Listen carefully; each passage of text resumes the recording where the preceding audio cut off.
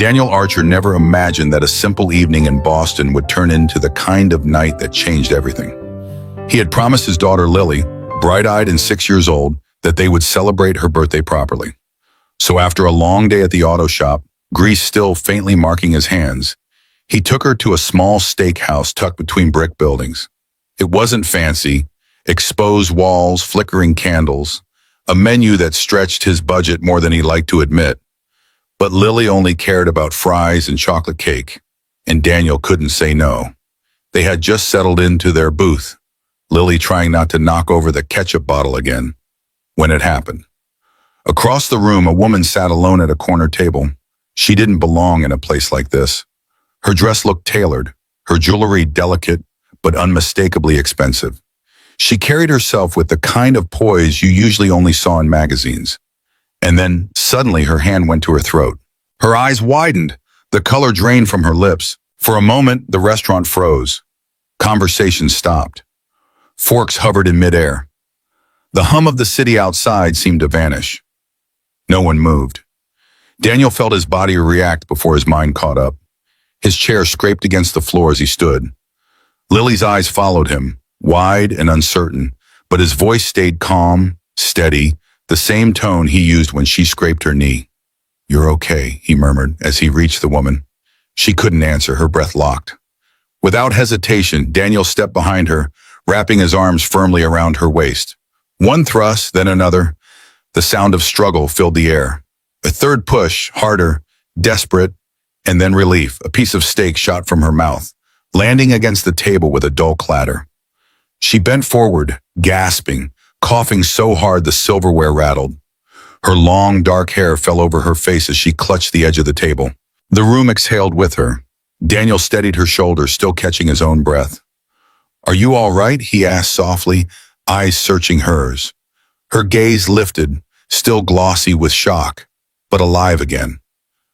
Her voice broke. "Thank you." Daniel nodded, brushing his jeans as he stood, almost embarrassed by the scattered applause that trickled through the restaurant. Boston could be a city of indifference.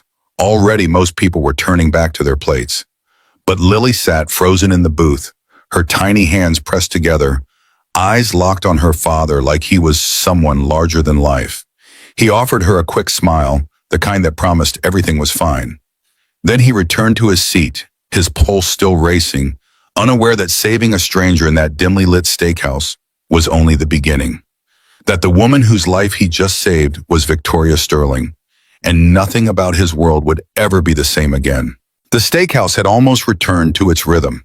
Plates clattered from the kitchen, muted conversations picked up again, and waiters moved quickly between tables as if nothing had happened. But Daniel Archer felt the aftershock still pulsing in his chest. He sat back down across from Lily, who stared at him as though she had just seen a superhero step out of the pages of her picture book. He ruffled her hair gently, trying to bring her back to the simple joy of her birthday fries and cake. Before they could take another bite, a soft voice interrupted. "Excuse me." Daniel turned, and there she was, the woman he had just saved.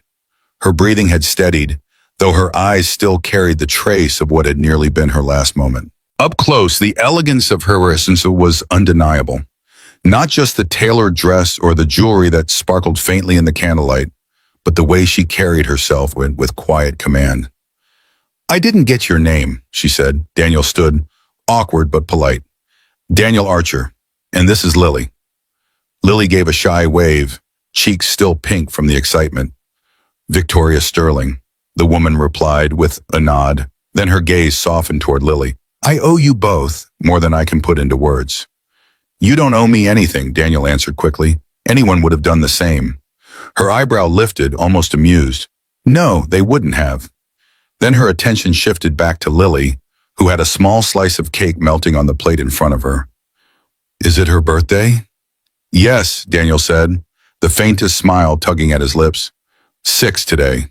Victoria's eyes flickered to the half-finished scoop of ice cream and the simple slice of chocolate cake. She hesitated for only a second before stepping away without explanation. Daniel frowned, watching her disappear toward the back of the restaurant. Lily tugged at his sleeve. "Daddy," she whispered, "is she a princess?" Daniel chuckled under his breath. She might be. Moments later, Victoria returned with the restaurant manager trailing behind her. In his hands balanced a two-tier cake, frosted pale pink, dotted with little sugar stars that shimmered beneath the light. Gasps rose around the room as the cake was placed gently on the table. Lily's eyes widened so far they seemed to catch every sparkle at once. "I hope this is all right," Victoria said softly, a small smile curling her lips. "I thought she deserved something a little more magical tonight." Lily let out a gasp so full of wonder that half the diners turned their heads. "You're a fairy," she whispered. "A real one." Victoria laughed, kneeling slightly so she was at Lily's eye level. Her laughter was warm, unguarded, nothing like the polished image of the woman who had walked in earlier. Daniel stared at the cake, caught off guard. "You didn't have to do that," he said quietly. "I wanted to," Victoria replied simply. The evening blurred after that. Victoria slid into their booth as though she had belonged there all along. Lily chattered away about school, about her favorite cartoon, about how she was going to be an astronaut someday. Victoria listened intently, asking questions, laughing at the right moments, never once glancing at her phone. To Daniel, it was disarming. She was supposed to be the kind of woman who lived in a world far removed from theirs. Yet here she was, sipping water, smiling across the table at him like she had nothing else to do but sit with them. Eventually, when Lily's yawns became too big to hide, Daniel knew it was time to go. He stood, ready to thank Victoria once more and take his daughter home. But Victoria reached into her purse, pulling out a pen. She scribbled something quickly on a napkin, then slid it across the table toward him. "My number," she said, her tone gentle but firm. "In case you ever need anything." Daniel hesitated, his hand hovering over the napkin. "That's kind of you." "Take it," she interrupted softly, "please." Her fingers brushed his as she handed it to him, steady, warm, insistent. Then she leaned down toward Lily. "Happy birthday, sweetheart," she whispered. Lily wrapped her small arms around Victoria's neck without hesitation. For a moment, Victoria closed her eyes, returning the hug with a tenderness that surprised even her. Later, outside in the cool Boston night, Daniel buckled Lily into her booster seat, tucking the edges of her jacket around her shoulders. He slid behind the wheel of his old truck and stared once more at the napkin before slipping it into the glove box. His jaw tightened. He didn't do rich women with perfect hair and lives lived in glass towers. Not him, not Lily. But what Daniel didn't know was that the woman whose number he had just hidden away was Victoria Sterling, billionaire CEO of Sterling Global Media, and she had no intention of letting him fade into the background of her life. The next morning, the rhythm of ordinary life returned, at least on the surface. Daniel Archer was back at the garage, sleeves rolled to his elbows, the smell of oil and steel hanging in the air. Engines were familiar, bolts and wrenches made sense. But the folded napkin, now tucked into his jacket pocket, felt heavier than any part he carried. He hadn't meant to keep it. He told himself he'd toss it with the morning trash. Yet there it was, pressed close to his chest, like something that mattered more than he wanted to admit. His co-worker Lewis leaned against the bay door, chewing on a granola bar, eyes flicking toward him with a grin. "So, you gonna call her, Daniel?" Daniel didn't look up. He kept his hands busy, tightening a bolt with more force than necessary. "Who?"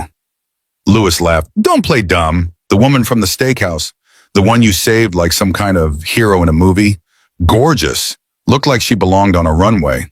Daniel wiped his hands on a rag, forcing calm. "She gave me her number. I didn't ask for it." "Not an answer," Lewis teased, shaking his head. "Unless she's married or dangerous, I don't see the complication." Daniel said nothing. Instead, he leaned further into the engine, letting the hum of the shop drown out the questions he wasn't ready to face. The truth was simple. Women like her didn't belong in his world. He had bills stacked in the kitchen drawer, an old truck that coughed to life on cold mornings, and a daughter who depended on him for everything. He didn't have space for fairy tales, especially the kind written in glossy ink on the society pages. That night, the house was quiet except for the scratch of crayons on paper. Lily sat at the kitchen table, her tongue poking out slightly as she colored a picture of a dinosaur, its legs far too short for its body. Daniel rinsed a mug at the sink, glancing over at her. "Daddy," Lily said suddenly without looking up. She likes triceratops. Daniel frowned. Who? The lady from the restaurant, Lily answered, her voice certain. She told me. She said it was the underdog, strong even though it looked small. Daniel's hand froze on the dish towel. The memory surfaced, Victoria's laugh, soft but sincere, as she leaned toward Lily in the booth, the way she had listened as if every word mattered. Lily kept coloring, her small voice drifting through the room. She also said you had strong arms, strong enough to help anybody. Daniel almost dropped the mug. He turned, studying his daughter. Her eyes were wide with innocence, but her words carried weight. Kids didn't filter truths the way adults did. They remembered what mattered. He dried his hand slowly, the napkin in his pocket, suddenly impossible to ignore. Maybe this wasn't about him. Maybe it was about the way Lily's face had lit up when Victoria brought out that pink cake, the way she had hugged her like they had known each other longer than an evening. By the time Lily had climbed into bed, her dinosaur drawing propped proudly on her nightstand, Daniel stood in the hallway with his phone in hand. He stared at the number scribbled in quick, elegant handwriting. His thumb hovered over the screen, hesitation fighting with something deeper, something that felt like hope. Finally, he dialed. The line rang once, twice, then her voice came, clear and confident, yet softer than he expected. Hello? Daniel swallowed. It's Daniel Archer from the other night. There was a pause, followed by the faintest smile in her tone. I was wondering if you'd call. I wasn't sure you would. I wasn't sure I should, he admitted. And why did you? He glanced at the closed door to Lily's room, her nightlight casting a glow beneath the frame. Because my daughter thinks you're magic. Victoria laughed quietly, a low sound that settled deep in his chest. I like her already. Daniel exhaled slowly, his resolve loosening. I think you left us tickets to the museum. I did, she said gently. Well, maybe you'd like to use one of them. Another pause. Warm this time. Tomorrow, noon? Daniel nodded to himself, though she couldn't see. Tomorrow. When he hung up, the kitchen was still. The napkin lay on the counter now, no longer hidden. And for the first time in a long while, Daniel felt the faint stirring of something unfamiliar. Something that might just be the start of a story he never thought he'd have. The museum was alive with the sounds of children's footsteps echoing against marble floors, their laughter bouncing through the cavernous halls. Daniel Archer held Lily's small hand as they stood near the entrance, his eyes scanning the crowd. He hadn't been to the Boston Museum of Natural History in years, not since his own school field trips, and now he felt strangely out of place. But Lily's excitement was enough to steady him. She wore her sunflower yellow dress, the one she insisted was lucky, and she bounced on her toes, craning her neck toward the fossil displays she couldn't wait to see. And then she appeared. Victoria Sterling stepped through the doors right on time. But if Daniel had expected the poised woman from the steakhouse, dressed in diamonds and polish, he was mistaken. She wore jeans, a plain hoodie, and sunglasses that concealed more than her eyes.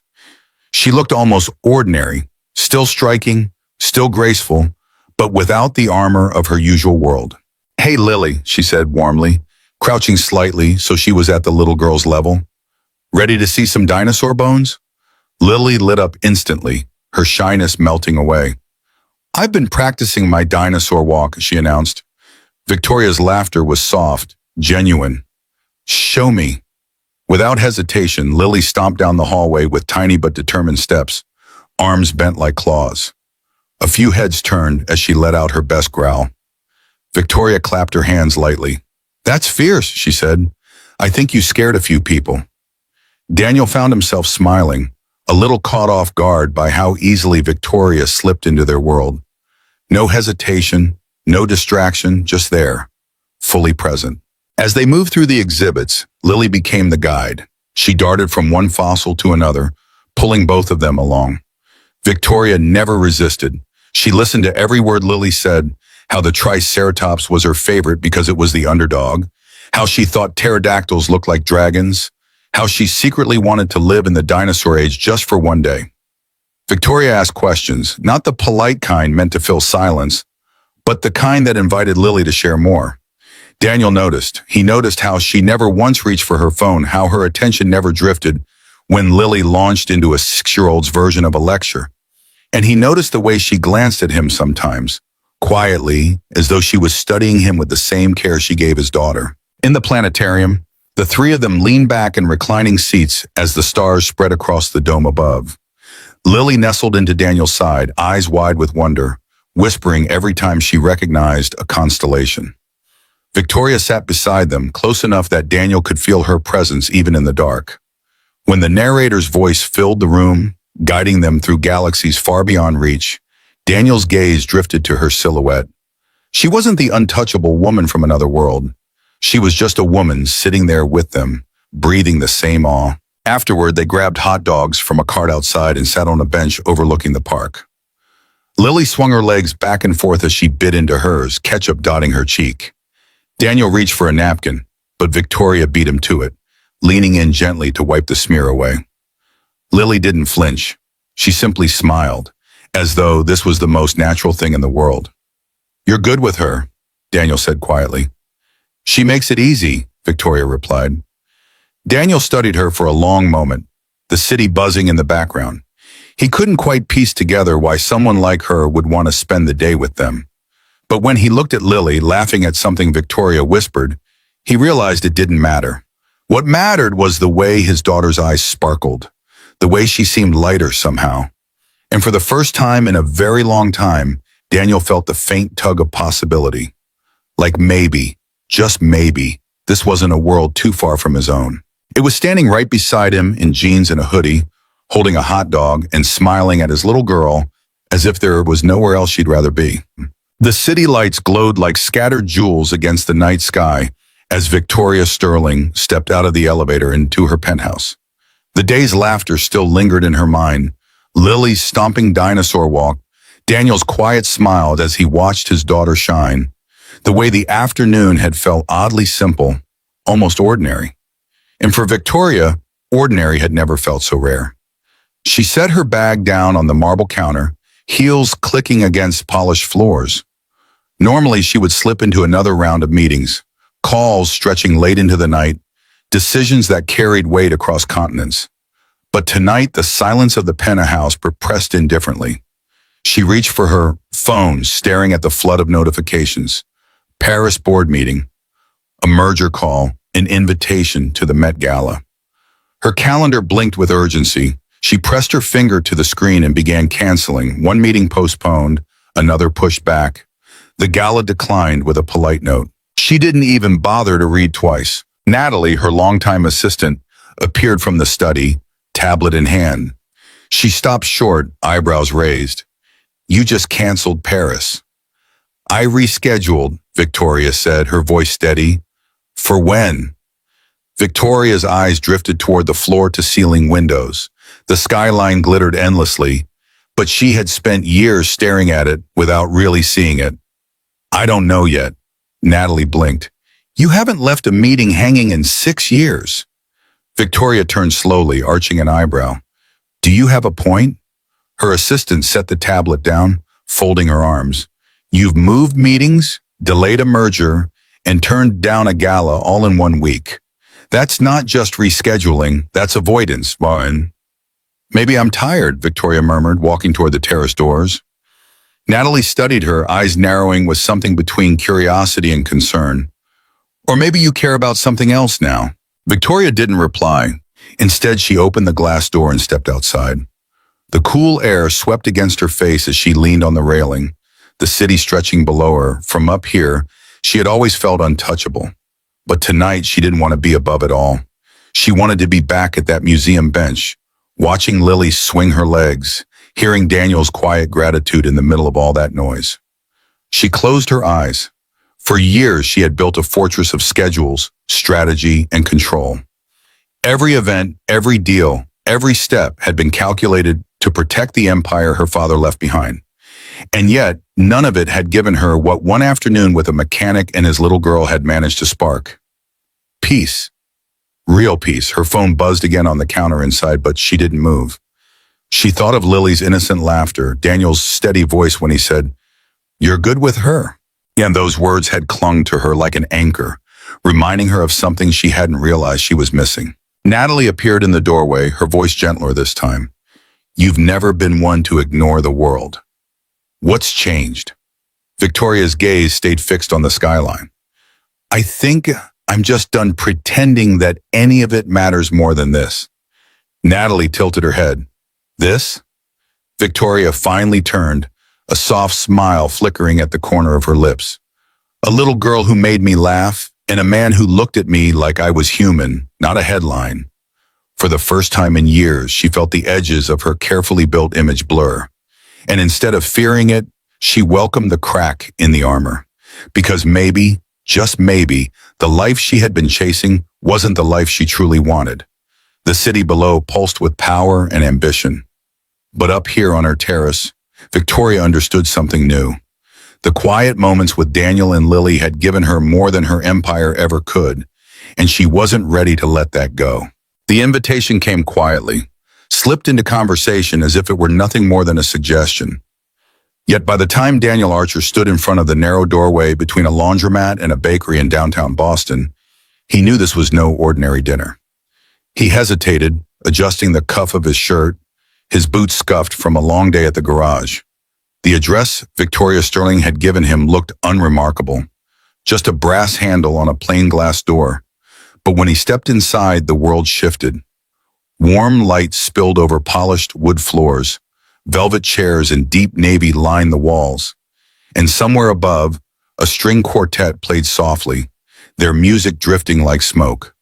It didn't feel like a restaurant, it felt like a secret. A hostess greeted him by name, leading him through a hidden corridor lined with shelves of books until they emerged onto a rooftop garden. Fairy lights glowed overhead, casting the city skyline in a softer hue.